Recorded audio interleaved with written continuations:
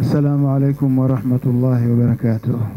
السلام ورحمة الله بسم وبركاته. الله الرحمن الرحيم. الحمد لله رب العالمين، والصلاة والسلام على سيدنا رسول الله محمد بن عبد الله صلى الله عليه وآله وسلم. وبعد، baadakum muhamidi Mwenyezi Mungu Subhanahu wa Ta'ala, na kutaka rehema zishuke juu ya bwana wetu Muhammad sallallahu alaihi wasallam, Mheshimiwa Mufti wetu wa Tanzania na Sheikh mkuu Sheikh Abu Bakar bin Zubair ibn Ali. Tumefurahi sana kwa wewe kuhudhuria kwenye hadhara yetu hii, na kwa leo kwa hakika tulivyojipanga iwe hii ni fursa kuzungumza na Waislamu. Sisi wenyewe tusibadilike kama vile Wamanga. Waarabu wa Kimanga wanatengeneza kahawa kwa ajili ya mgeni, lakini lazima akimnywesha mgeni wake naye anakunywa. Huo ni umanga huo.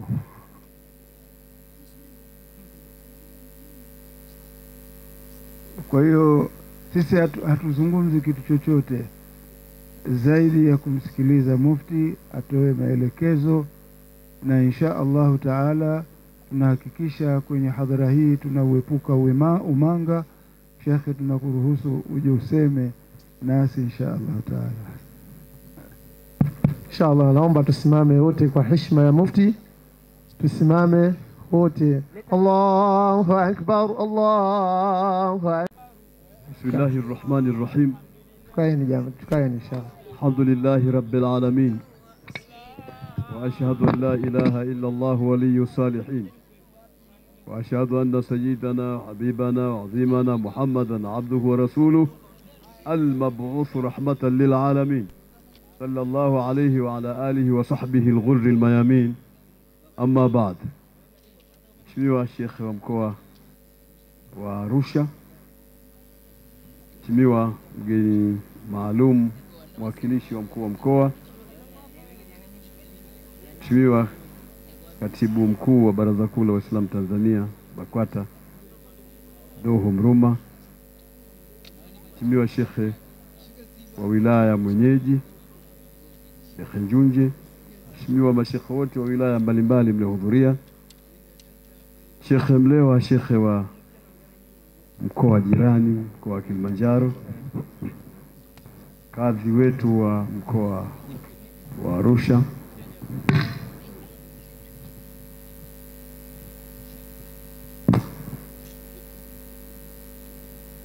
mwakilishi wa vyama vya siasa,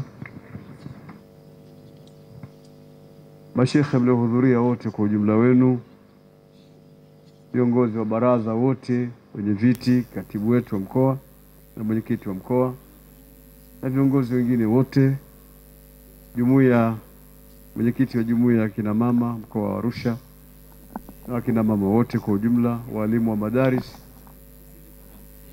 wanafunzi, vyombo vya habari, vyombo vya ulinzi, wageni wote waalikwa, itifaki imezingatiwa. Assalamu alaikum wa rahmatullahi wa barakatuh.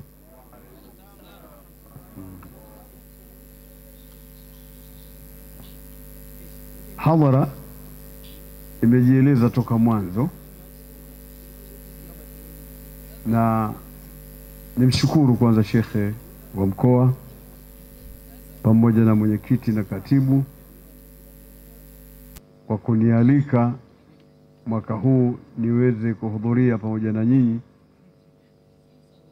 katika hadhara hii ya Bwana Mtume Muhammad sallallahu alaihi wasallam. Na nishukuru kwamba wamewaalika watu wengi wa namna mbalimbali na wanazuoni wengi, wa ala rasihim ulamau al-Azhari Sharif ambao tunao hapa, na mmoja mmemsikia ametoa mawaidha mazuri. Hakukuwa na nafasi kubwa sana ya kufasiri neno kwa neno, lakini Shekhe Makamba amejitahidi kueleza, tumesikia, tumeelewa. Lakini na nyinyi Waislamu kwa wingi wenu mmeweza kuhudhuria katika hadhara kama hii, na mimi nimejifinya kwa sababu ilikuwa sina nafasi nzuri ya kuhudhuria, lakini pia isingewezekana kumwacha Sheikh Shaaban Juma, Sheikh wa mkoa wa Arusha. Nimetoka moja kwa moja Zanzibar, nimekuja moja kwa moja katika hadhara hii ya Maulid ya Bwana Mtume Muhammad sallallahu alaihi wasallam.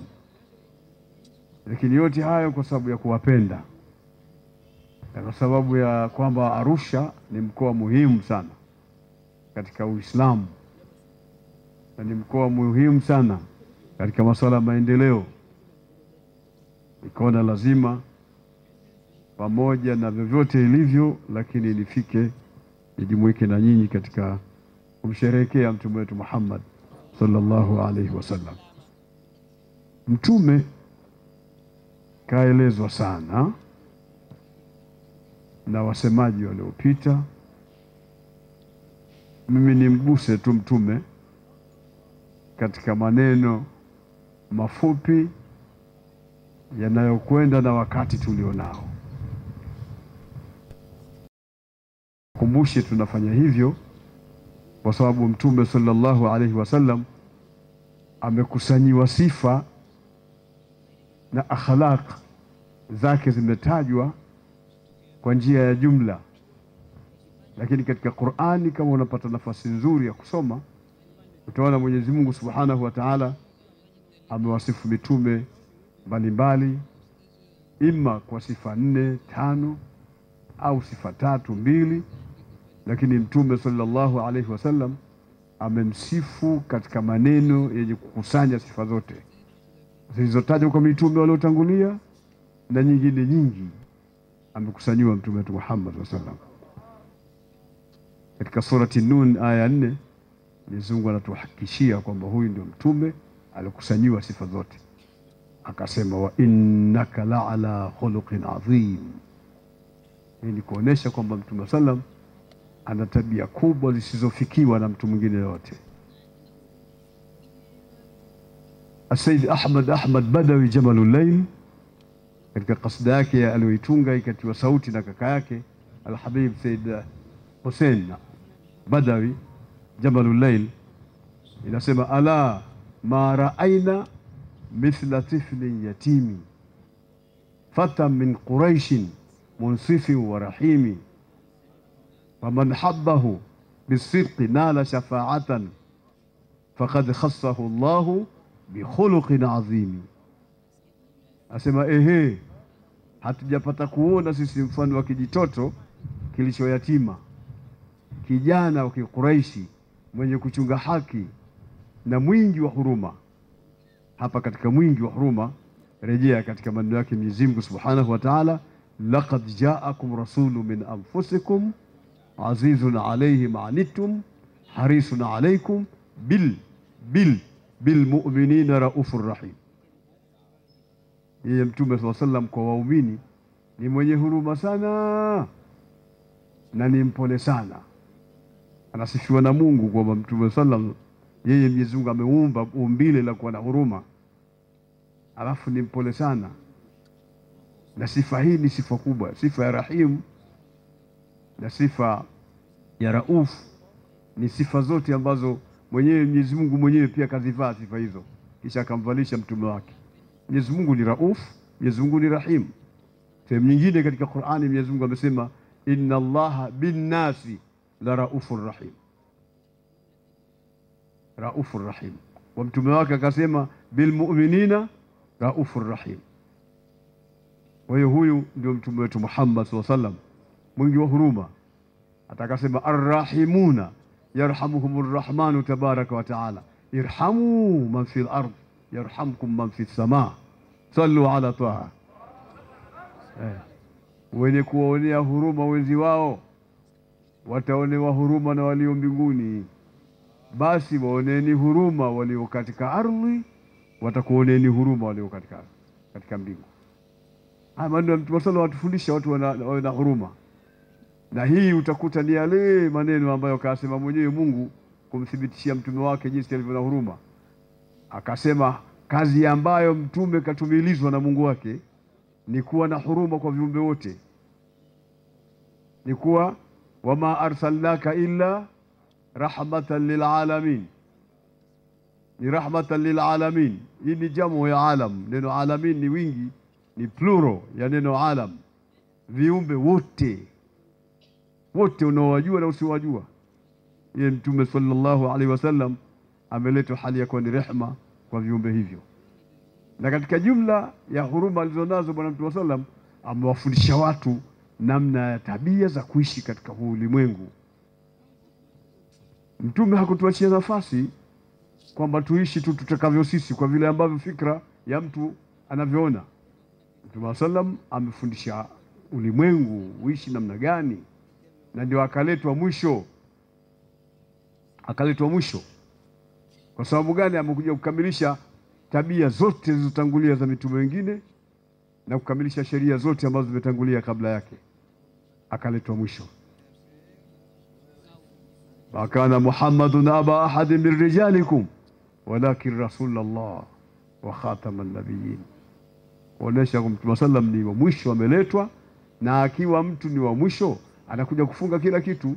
Na ndio maana akasema mimi ni na mfano wangu mimi na mitume wengine kama mfano wa mtu aliyojenga jengo likakamilika, illa mawdhi'a labina, kwa mahali pa tofali moja tu.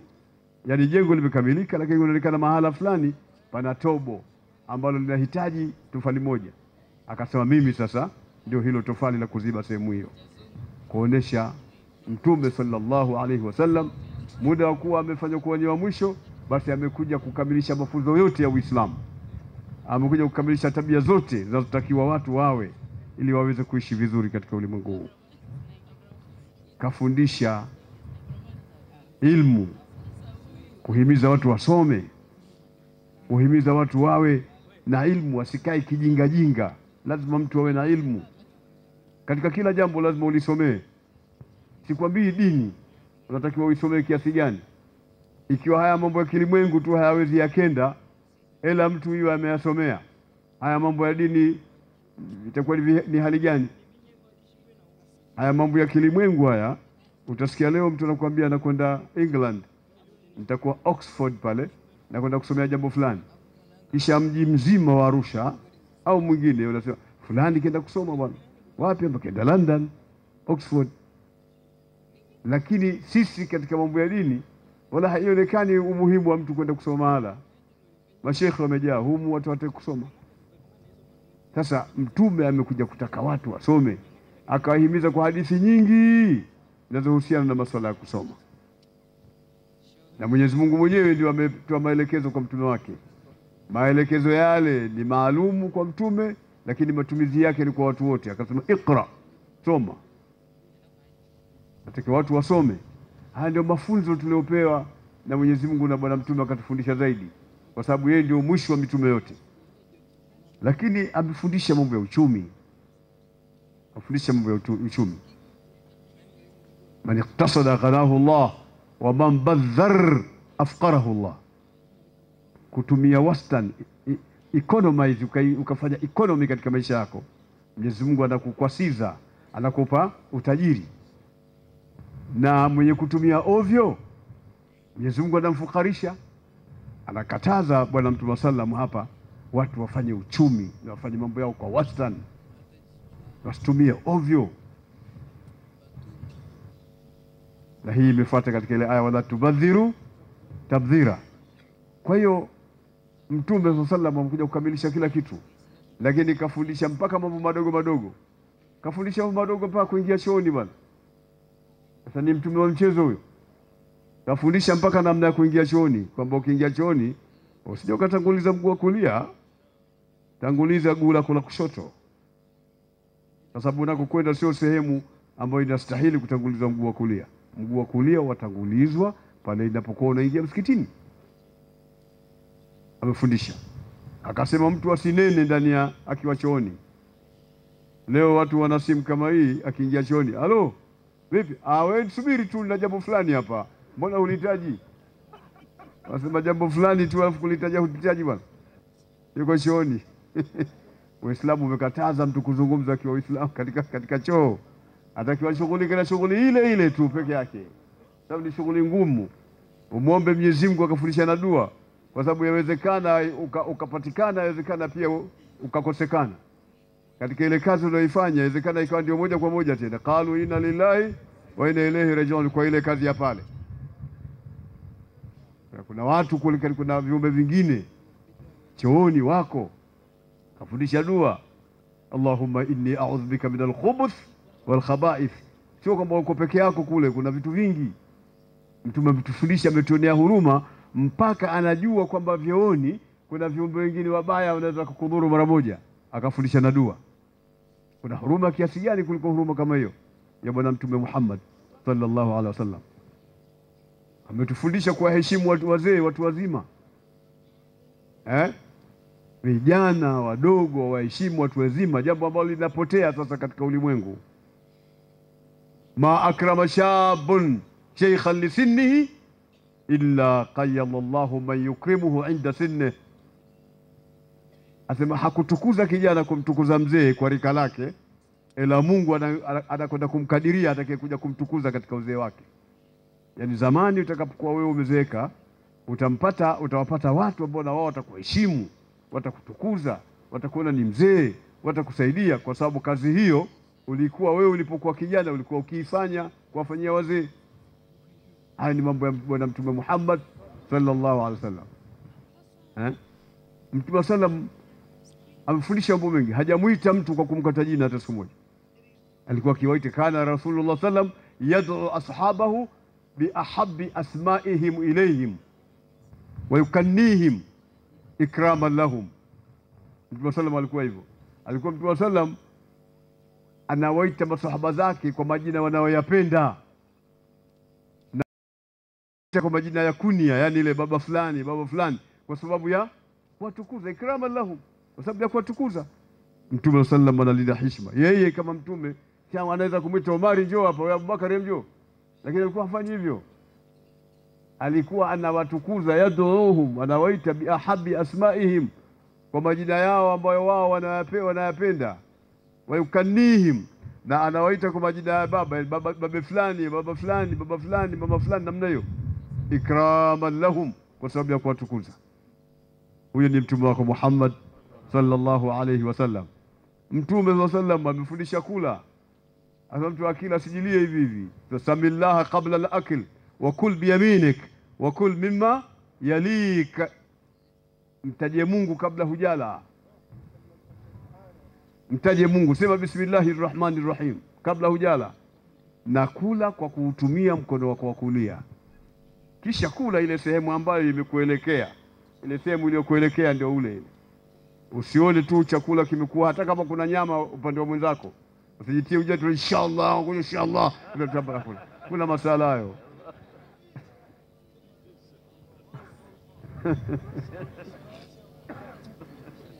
Huyo ndio mtume wetu Muhammad sallallahu alaihi wasallam.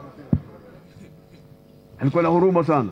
Watu wadogo wakipita hivi anawabeba, anawabembeleza, anawafurahisha, anafanya nao mzaha wa kweli wa kheri, anawaachia, wanafurahi wale watoto. Hata wale watoto wakikutana na watu wengine wasikia harufu ya Mtume sallam kwa wale watoto wale bebwa na Mtume. Sababu Mtume alikuwa anapwepwecheka harufu nzuri ya kunukia, ndivyo mwili wake ulivyo. Mwili wake unapopwecheka, yafuku raihatun abhariya, ndio alivyoumbwa namna hiyo. Akipita mahala watu wanajua Mtume kapita. Alikuwa namna hiyo. Mtume nzi hajawahi kutua katika mwili wake. Lam taqa thubabatun ala jasadihi sharifi qat. Mtume sallam hata siku moja nzi hajatua juu ya mwili wake Mtume sallam kabisa. Haijawahi kutokea jambo la namna hiyo. Wewe nzi wangapi toka umezaliwa mpaka leo waliotua katika mwili wako? Nzi wembamba mbali, nzi kwenye madoadoa mbali, nzi wa blue mbali, nzi wa kijani mbali. Lakini Mtume sallam haijatokea kitu namna hiyo, kwa sababu ya kutukuzwa mtume wetu Muhammad sallallahu alayhi wasallam. Huyo ndio Mtume Muhammad sallallahu alaihi wasallam. Mashaallah, mashaallah. Mtume wetu Muhammad sallallahu alaihi wasallam alimwekea mtu mmoja tu Hassan ibn Thabit member, ili akae pale kupambana na watu wenye kumsema vibaya mtume, na awe kazi yake ni kumweleza mtume katika sifa zake ambazo Mungu kampa. Moja katika beti zake nyingi katika diwani ya Hassan ibn Thabit ni ile kasida yake ndefu, lakini kipande cha katikati ndio kizuri. Anasema wa ajmalu minka lam tara qattu aini wa ahsanu minka lam talid an-nisa'u khuliqta mubarra'a min kulli aib ka'annaka qad khuliqta kama tasha'u. Huyo ndio Mtume Muhammad sallallahu alaihi wasallam. Hassan ibn Thabit kawekewa mimbar Al-Habib Abu Said Abna ibn Nil, amezungumza hapa sifa za mtume, na mimi najalizia. Mtume sallam anasema, Hassan, uzuri ulionao wewe, lam tara qattu aini, halijapata kuona kabisa jicho langu, sijawahi katika maisha yangu kuona mzuri kama wewe. Wa ahsanu minka, na wengine wasema wa akbalu minka lam talid an-nisa'u, hajapata wanawake kumzaa mtu aliye mzuri wa kupendeza mrembo kama wewe Mtume Muhammad sallallahu alaihi wasallam. Kisha akasema khuliqta mubarra'an min kulli aib, umeumbwa hali ya kutakashwa na aibu zote na dosari zote, huna dosari yoyote wewe. Kaannaka qad khuliqta kama tashau, kana kwamba umeumbwa utakavyo wewe, kwamba niumbe hivi, kichwa changu kiwe hivi, nywele zangu ziwe hivi. Lakini sisi tumeumbwa tu bwana, fi ayi surati ma shaa rakabaka, toka la bogi ya bishwa natoka la matege, natoka la hivi. Sallu ala Muhammad, sallu ala Taha. Huyo ndio Mtume wetu Muhammad sallallahu alaihi wasallam. Alikuwa akikaa hivi, uso wake ana talaqatul wajhi, uso wake unaonesha bashasha, furaha. Ndivyo alivyokuwa bwana Mtume sallallahu alaihi wasallam. Na wenzetu wengine saa zote kakunja uso. Kimuuliza vipi, eti ndio mcha Mungu, eti kwa sababu kunja uso. Asa kunja uso brother ndio mcha Mungu bwana. Mtume alikuwa na ukunjufu wa uso. Na ukunjufu wa uso. Ndivyo alivyokuwa Mtume wetu Muhammad sallallahu alaihi wasallam. Alikuwa anapendeza, akisema unataka aseme, alikuwa na fasaha. Kiasi cha kwamba makafiri walikuwa wanakwenda kwa Mtume, wanakwenda kwake pale, alafu wanamchokoza tu, wasikie ile lugha yake inavyotoka, ilivyokuwa na fasaha. Na wanaochokoza ni Waarabu ambao ni mafasihi, lakini si kama fasaha ya Mtume Muhammad. Huwa afsahu man nataqa bidhad, yeye Mtume sallam ni fasihi mno wa lugha ya Kiarabu. Hakuna mtu anaweza kufikia fasaha kama ya Mtume Muhammad sallallahu alaihi wasallam. Hivyo ilivyokuwa. Kwa hiyo ametufundisha mengi, na katika jumla mafunzo yake aliyotufundisha ni watu kukaa vizuri, kupendana, kuheshimiana, kama dini yenyewe ya Uislamu ambayo ni dini ya amani. Uislamu maana yake amani, na mafunzo ya Uislamu ni mafunzo ya amani. Na ili ujue vizuri, hata salamu yake ni salamu ya amani. Assalamu alaikum wa rahmatullahi wa barakatuh, ni amani. Wale watu wa protocol wa serikali wanataka kunitoa mapema, niacheni zungumze kidogo.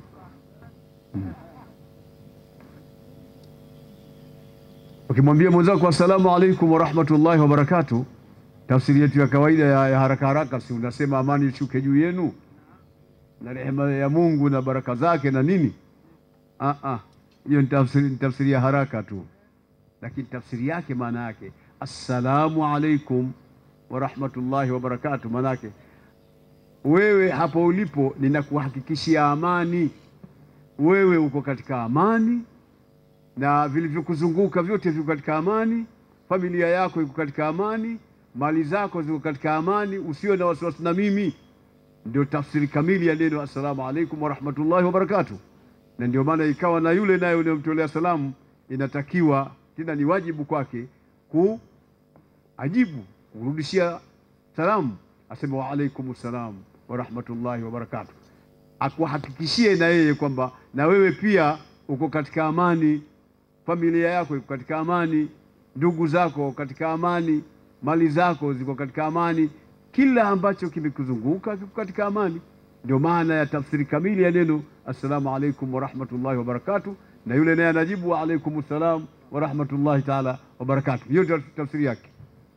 Kwa hiyo ni dawa ya amani, kuonesha kwamba amani inahitajika kila mahala, na ikawa kupeana salamu ni kwingi. Kila mara unapokutana na mtu mtolee salamu ili kuhakikisha amani na kuonesha hitajio la amani katika jamii, kwamba amani ni kitu kinahitajika sana katika jamii. Na ili uione amani ni muhimu, angalia hata katika sala kuna kitu unafika katika ile tashahudi ya mwisho, nasema attahiyatu wal mubarakatu as-salawatu wat-tayyibatu lillah, assalamu alayka ayuha nabii wa rahmatullahi wa barakatuh, assalamu alayna wa ala ibadillahi salihin. Na ukiwa katika swala ukimsemesha mtu, swala inabatilika, lakini hapa swala ibatiliki. Assalamu alayka ayuha nabii wa rahmatullahi wa barakatuh, assalamu alayna wa ala ibadillahi salihin. Bado amani mpaka katika sala inafundishwa, inatangazwa, inaelezwa kwamba amani ni kitu muhimu mpaka katika sala. Na anafanya hivyo Muislamu 5 marat yaumiyan, mara 5. Sala ya alfajiri atafanya hivyo, sala ya dhuhuri atafanya hivyo, sala ya asr atafanya hivyo, sala ya magharibi atafanya hivyo, sala ya isha atafanya hivyo, kwa sababu Muislamu atakiwa swali sala 5, na kila kiswali lazima afike katika tashahudi. Na akifika katika tashahudi atasema maneno hayo kuonesha amani umuhimu wake. Nataka kuleta sura ya amani tu.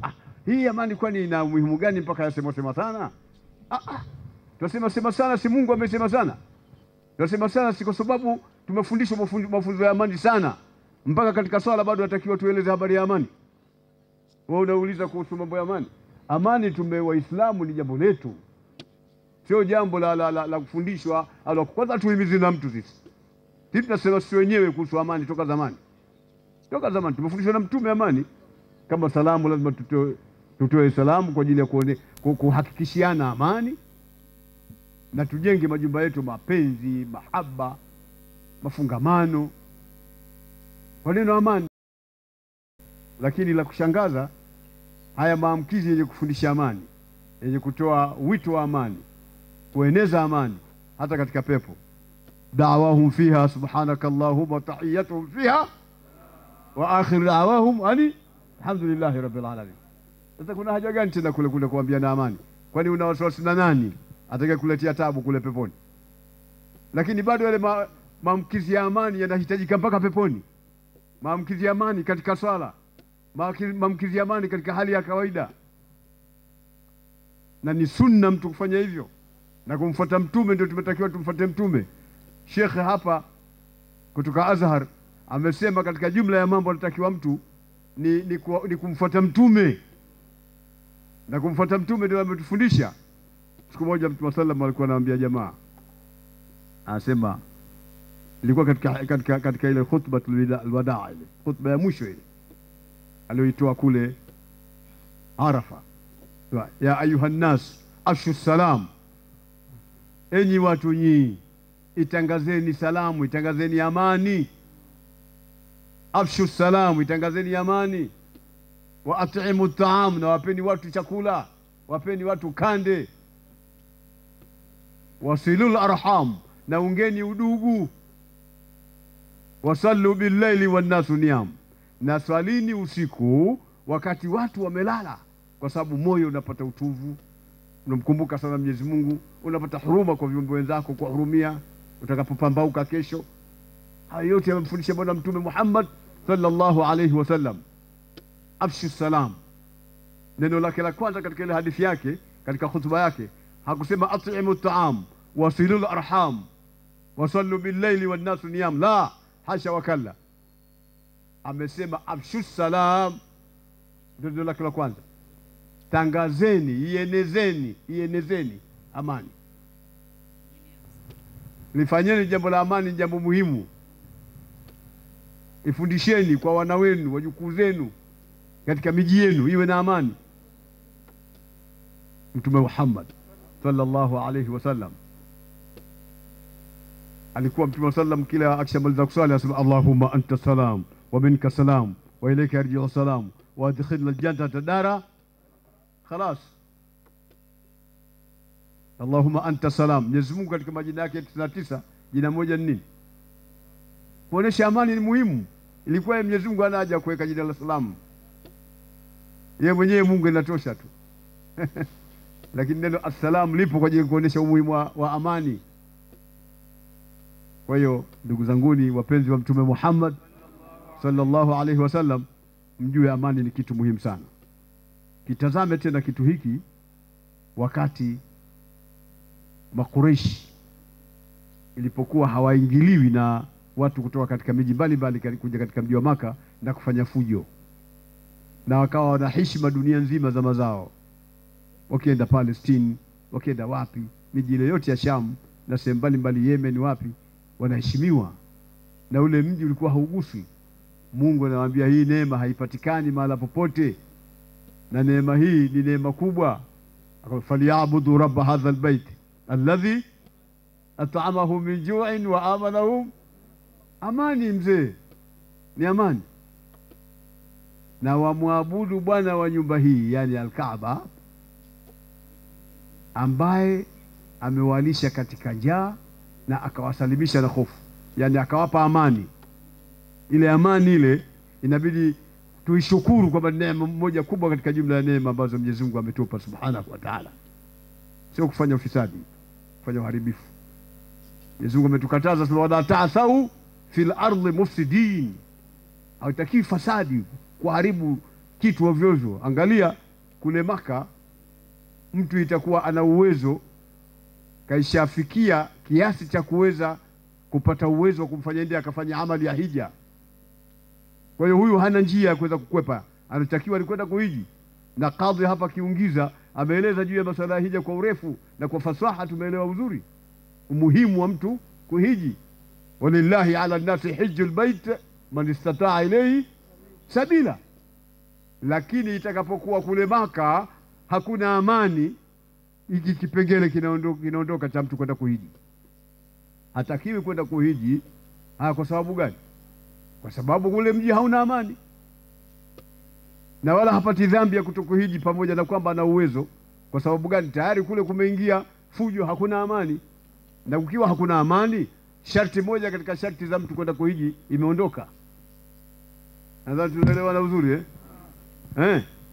Hapa nataka kuzungumzia amani tu, lakini sikilizeni, Mwenyezi Mungu Subhanahu wa Ta'ala tunamwomba tuingize peponi sote, lakini watakapoingia peponi wenye kuingia peponi, na sisi inshallah tutakuwa ni miongoni mwao, wataambiwa watu wapende udkhuluha bisalamin aminin udkhuluha, ingieni katika pepo yangu kwa amani na kwa salama kabisa. Sasa kuna tatizo gani kule katika pepo mpaka kuhitajike amani? Mahali ambapo nahitajika amani ni hapa, lakini kuna tatizo gani kule peponi mpaka kuhitajike amani? Alafu Mungu anawaambia watu wa peponi ingieni kwa amani na kwa salama. Ni katika kudhihirisha tu umuhimu wa amani. Kakaeni katika pepo kwa amani, na kule hakuna tatizo, ni mahali pa salama na mahali pa amani. Ingieni katika pepo mkafurahi, mkatamata katika pepo. Sasa ikiwa katika pepo watu wanahakikishiwa amani, hapa ulimwenguni wakishiwe nini? Amani hapa ni muhimu. Amani ni muhimu, sio jambo la kuchezea wala jambo la kumsikiliza mtu mmoja ambaye anazungumza katika kuiona amani haina umuhimu. Sio mafunzo ya Uislamu. Uislamu hamsikilizi mtu. Uislamu unasikiliza Mungu kasema nini, Mtume kasema nini, kwisha. Al-ulama wamesema nini katika kufasiri maneno ya Mungu na maneno ya Mtume Muhammad sallallahu alaihi wasallam. Sio fulani kasema tukimtia katika screen yule mtu aliyesema haya tupata anasema mambo yale ili iwe nini? Ndio msikiliza Mungu bwana, basi peke yake.